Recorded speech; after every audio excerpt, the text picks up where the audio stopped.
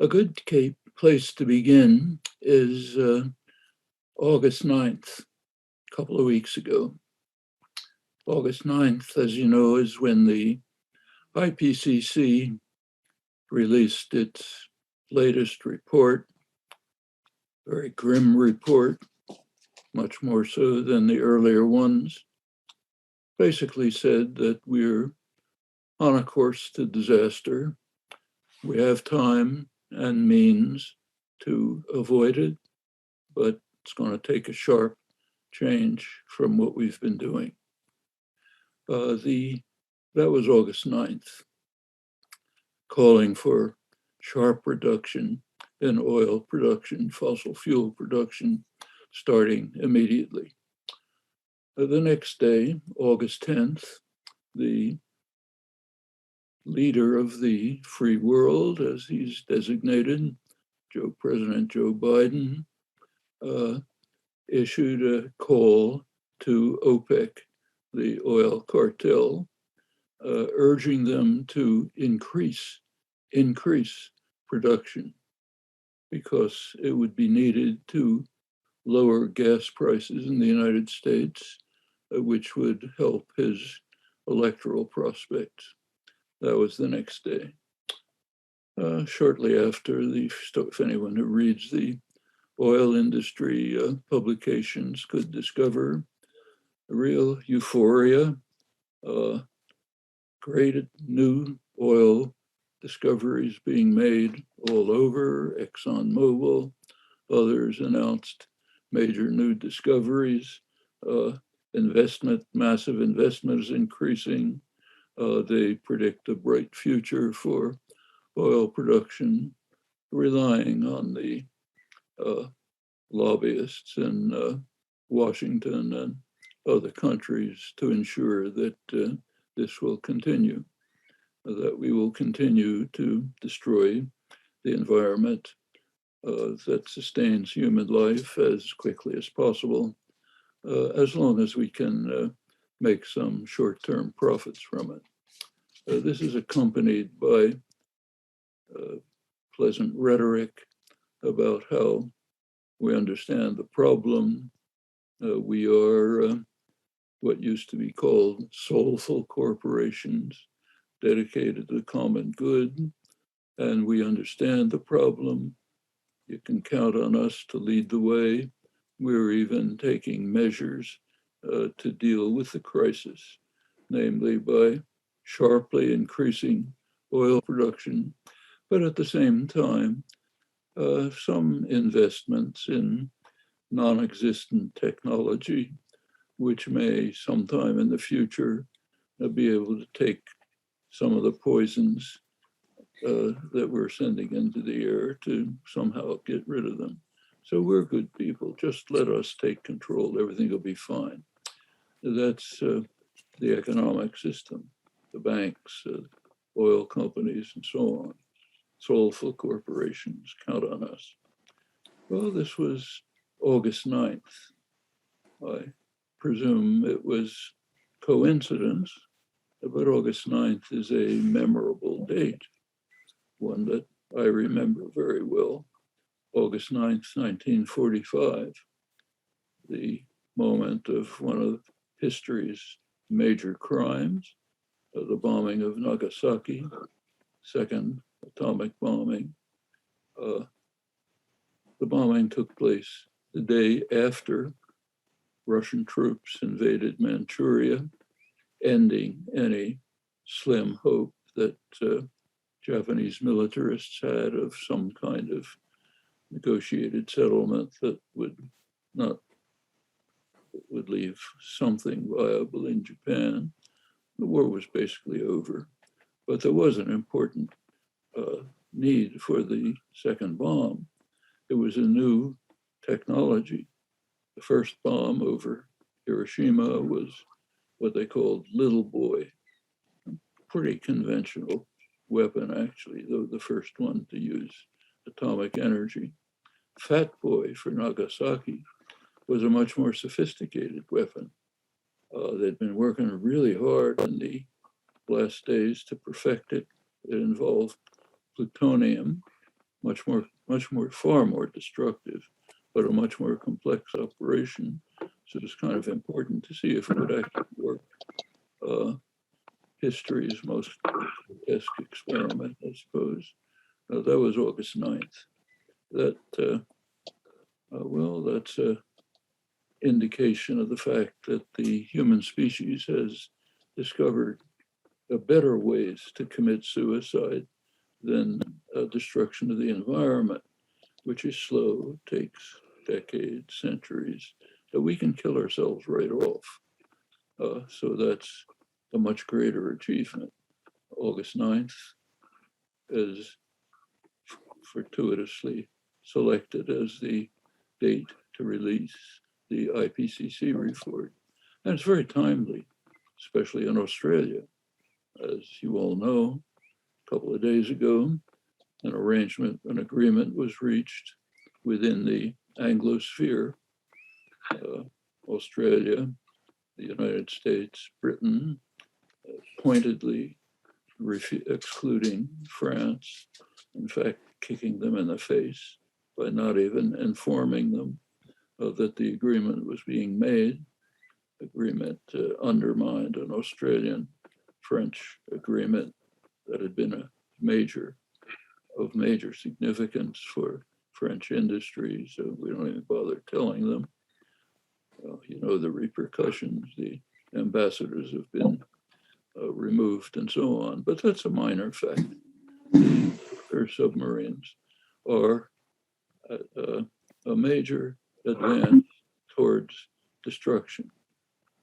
There was a meeting that followed shortly after by the high-level Atlantic Council. I urge you to read it.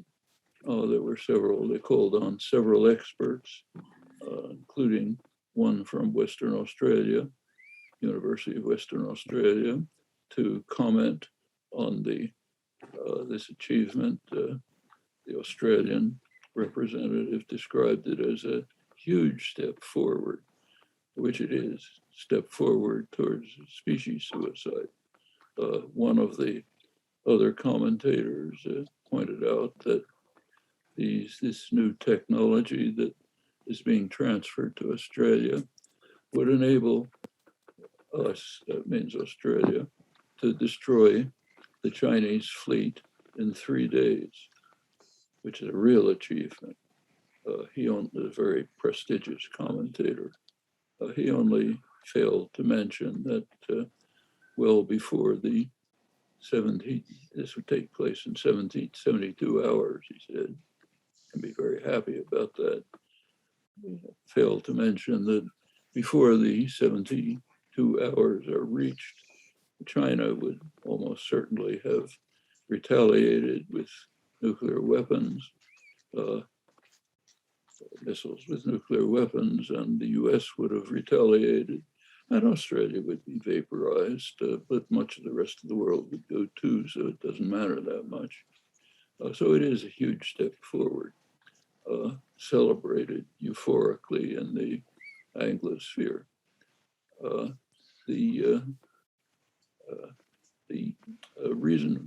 The justification for this is to put an end to, or to contain, China's aggressiveness. And indeed, China has violated international law in the South China Sea.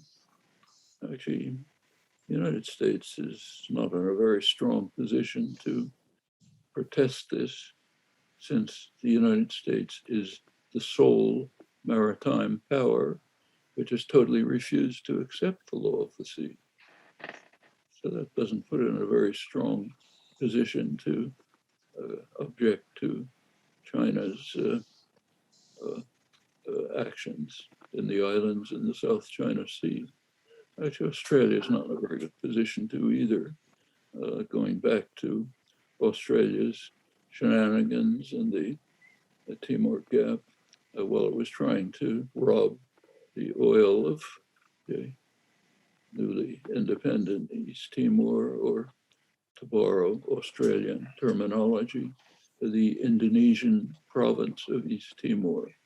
Australia, as you may recall, is the only country to have recognized the murderous and brutal Indonesian invasion, which that was Gareth Porter in his famous meeting with his Indonesian counterpart, Ali Alatas of Australia, of course, cooperated in the arguably the worst crime since the Second World War in terms of murder of the population in relative terms, implemented primarily by the United States, by what President Clinton called our kind of guy when he welcomed him to Washington. No need to go into that, but the United States and Australia are not in a terribly strong position to take a stand on the rules, on the violations of international law by China.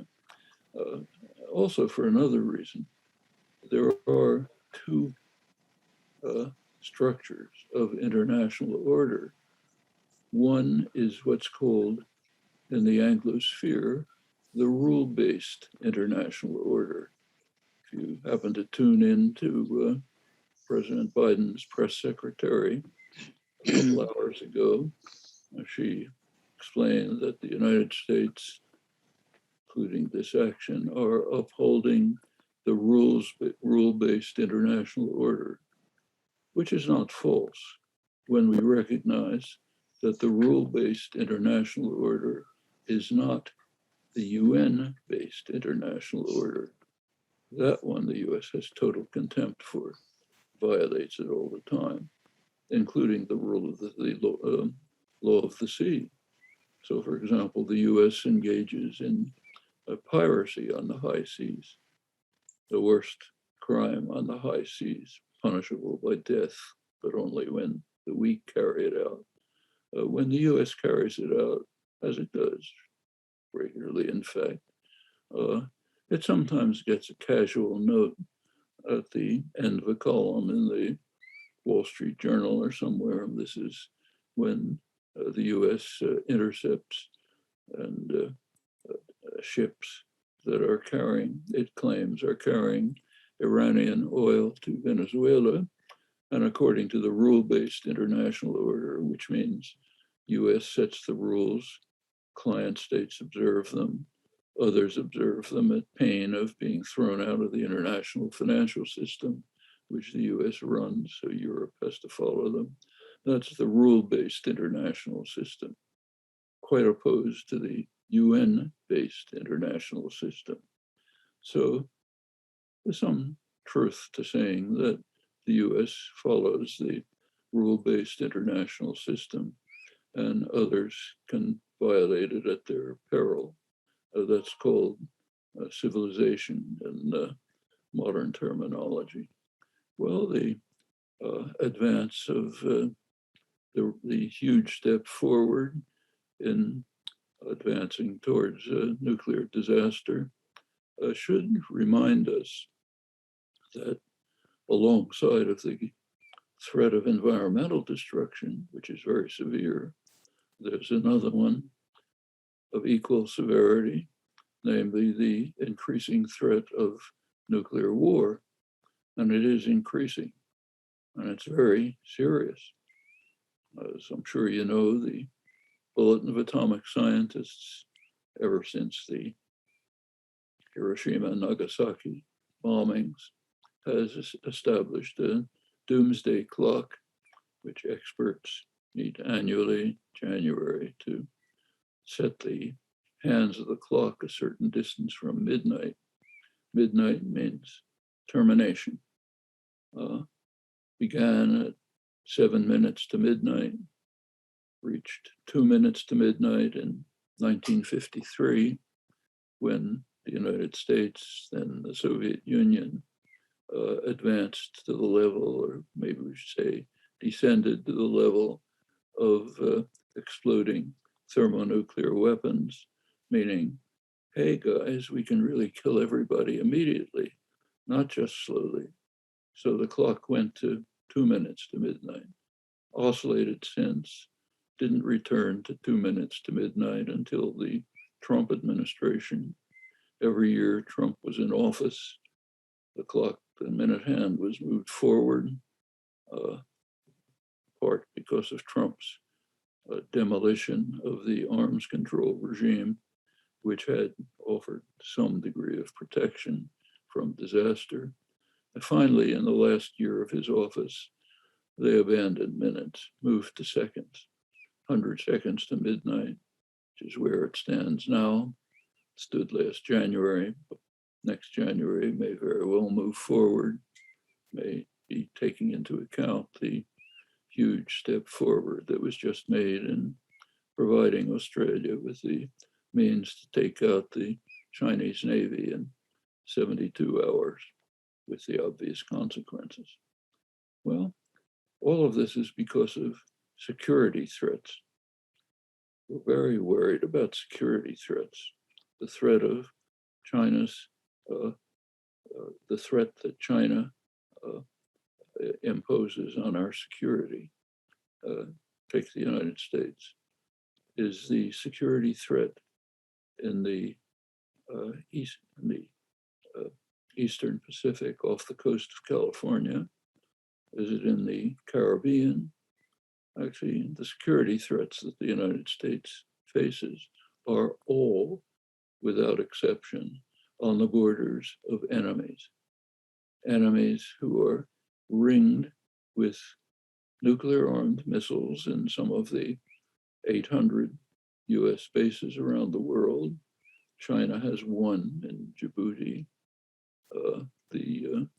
but they're not under threat because we follow the rule-based international order, which means that anything we do is the rules. Okay, that's the Anglo-sphere. So what is the security threat? I'd just like to take a few minutes, a little bit off the topic, but it's worth thinking about, to think about the notion of security threat. There's a long record, rich record. One of the good things about the United States is that it's unusually free. I don't know of any other country that allows such free access to internal classified records. It's not complete by any means, but much better than any other country that I know of. So we know a great deal about security threats, and it's worth taking a close look. You'll learn a lot from it. It has a lot of present implications. If you look, the general conclusion is that security threats have nothing to do with the security of the population. Nothing.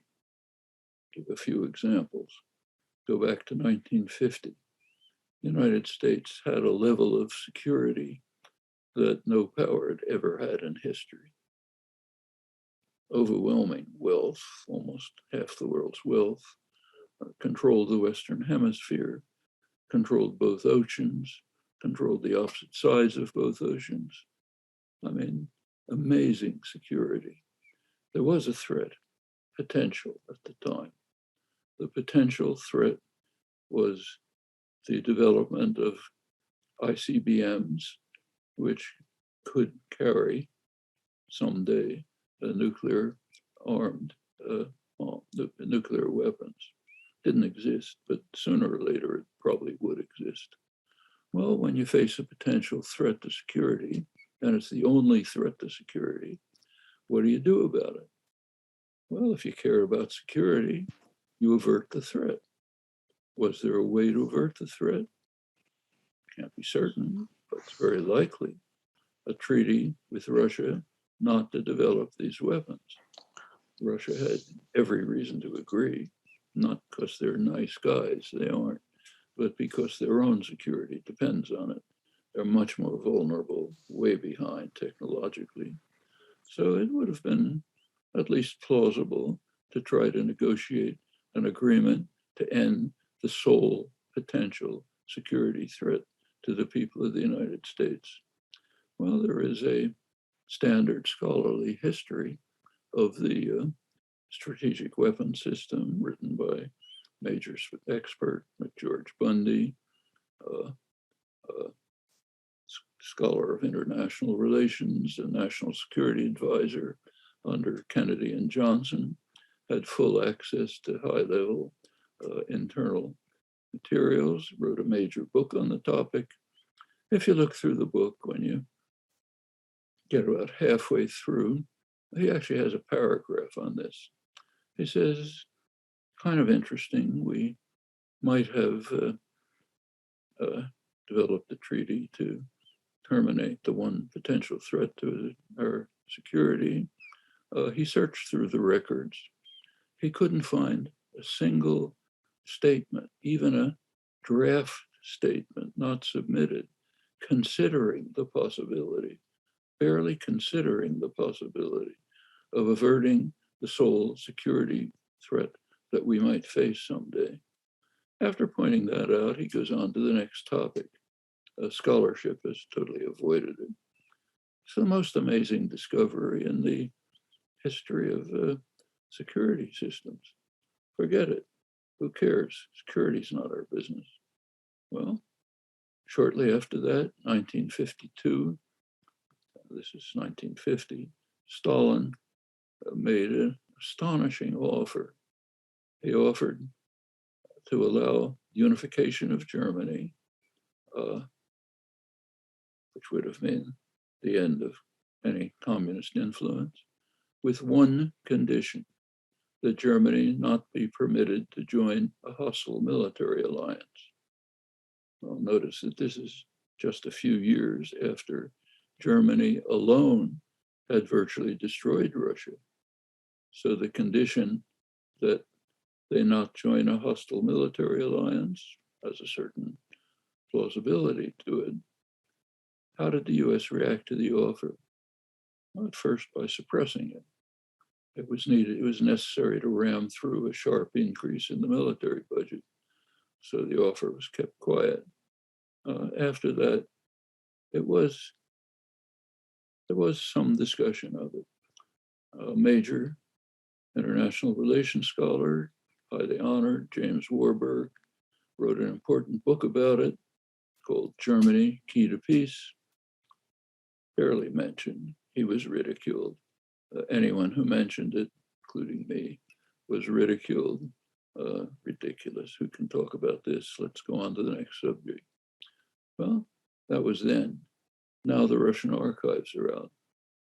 Leading US scholars now recognize that it was probably a very serious offer, and that even people like Lavrentiy Beria, the worst monster in the Soviet system, were calling for a settlement on these terms, again, because they understood that with Russia far behind the US in every dimension, it would never be able to develop economically if it was in an arms race.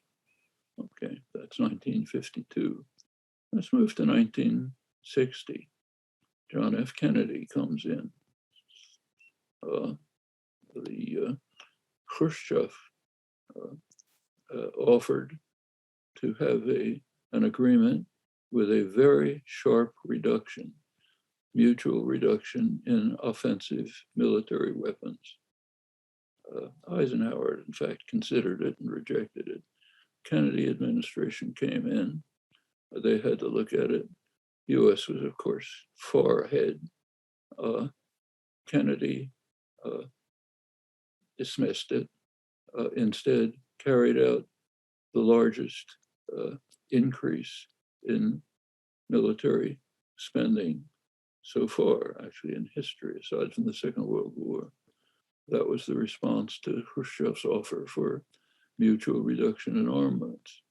Kennedy also at the same time stepped up the terrorist war he was carrying out against Cuba with a presidential directive for the terrorist war to reach a peak in October 1962, leading to an uprising with a US invasion. You remember October 1962? That's when the Russians introduced missiles to Cuba, according to top US analysts, in part in order to counter the potential threat of a US invasion. Almost led to nuclear war, effectively terminal. Well, that's security. I can go on. time, but that's the record. If you look through the claims about security, what they have to do is security of state power, of private power, of position dominating the world, setting the rules of a rule-based order. That's security, not your security, not my security. Population doesn't matter. Of course, the population of others matters even less. But these are things to bear in mind when you hear about the current security threat posed by China. They're not lovely people by any means. It's a miserable, brutal regime, plenty of crimes, but I'm talking about security threats. That's a different matter. Again, just keep it in mind. It's useful when you try to assess what's happening in the world. Well, why don't I stop there, turn it over to you.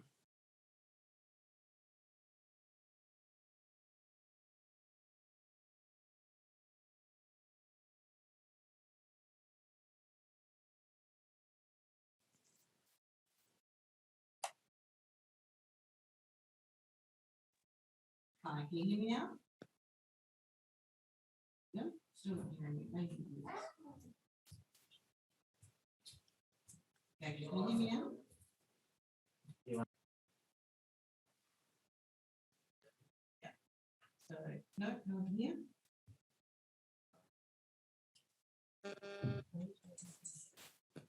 Can you hear me now?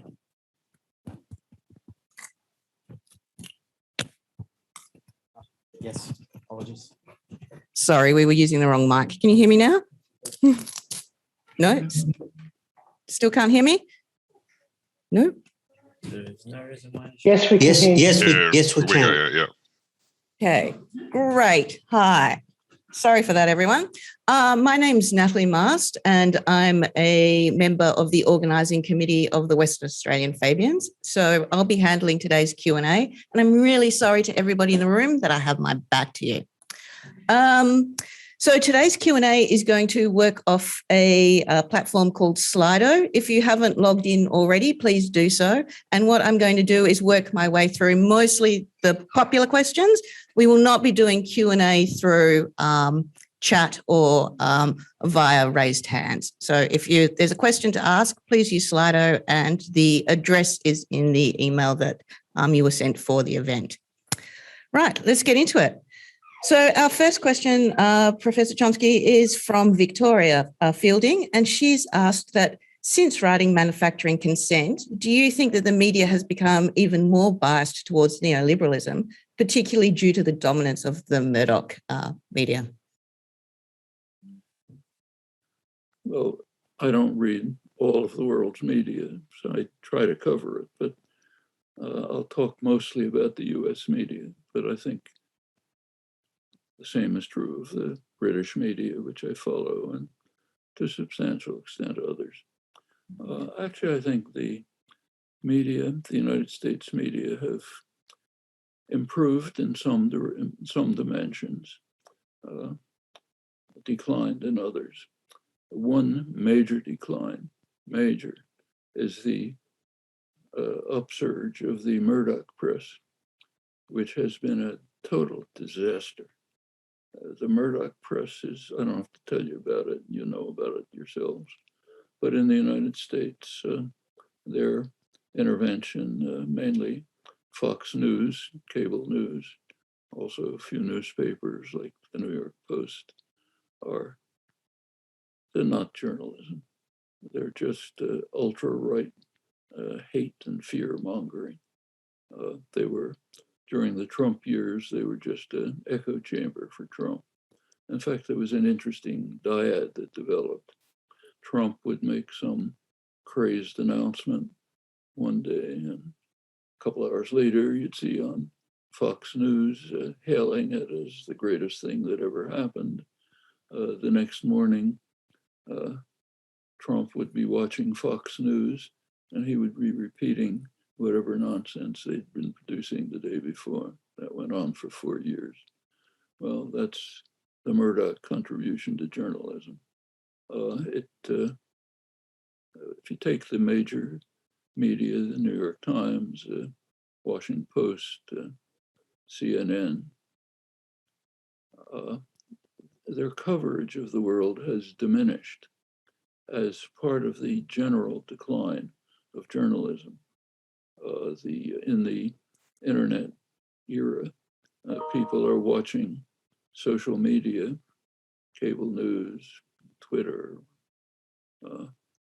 not much reading. You have to bear in mind that about half the US population reads at the 6th grade reading level. Reading is a declining art. You watch Twitter, you watch social media. But the media, of course, have been declining. Like there were major newspapers. I lived most of my life in Boston, where the Boston Globe was a serious newspaper. That's some of the best reporting on Central America. A lot of the reporters were personal friends. In fact, the editor was gone. The Boston Globe still exists, but it's either local news or wire services. And that's happened all over the country. If you take a look at the surviving newspapers like the New York Times, though the coverage is diminished, it's a little more diverse than it used to be. That's an effect of the activism of the 1960s and the aftermath, which has, to a considerable extent, civilized the country. A lot of things that were just taken for granted in the 1960s just don't happen anymore. So take Indonesia, for example. The Indonesian coup in 1965, I don't have to tell you what it was like. Actually, it was described accurately in the New York Times, Washington Post, Time magazine. New York Times described it as a staggering mass slaughter and a gleam of light in Asia. That was their main liberal commentator, James Reston. Other newspapers were the same. Australian press was the same. There's been a review of it by Richard Tanter, who went through the Australian press reaction to this staggering mass slaughter, boiling bloodbath, as they called it. Total euphoria that had gotten rid of the so-called, it had destroyed the main political party in Indonesia's so-called Communist Party, killed hundreds of thousands of people, instituted a regime of terror and horror, euphoria, total euphoria. Well, that was standard then. It wouldn't be quite like that today. That's a result of the civilizing effect of the popular activism of the intervening years, which has also constrained state violence. The kind of unlimited violence that the US carried out in Southeast Asia in the early 60s, Kennedy and Johnson. The population wouldn't tolerate that today. So we have what are called by scholars more humane wars, not mass slaughter by B-52 saturation bombing. The more humane wars are the kind that nice people like Obama carry out. So you get together with your advisors on Tuesday morning, very educated people, so I'm not exaggerating, making this up. You read a chapter from St. Augustine on just wars, and then you decide, who are we going to murder today? Of the people we think might pose some kind of threat to the United States, maybe, which ones should we murder today with drone attacks? Plus anybody else who happens to be standing by. That's humane war, okay? Iraq war was a break from it.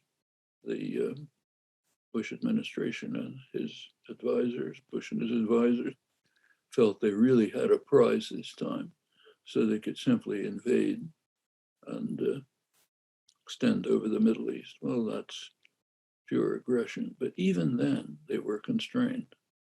For the first time in the history of imperialism, first time, there were huge demonstrations against the war before it was even officially launched. So they couldn't do what Kennedy and Johnson could do. Bad enough, but not that. And that's reflected in the media. So in that regard, the media are a little different, not much. Basic system as I described. So for example, when the US carries out piracy, who cares?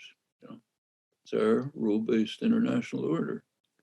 When the US tortures Cuba with an embargo that's crushing the country, opposed by the entire world, 184-2 at the last UN meeting. Israel has to vote with the United States, client state. It's not even reported. Who cares? You know, it's so the basic structure is about the same, but it's a little different.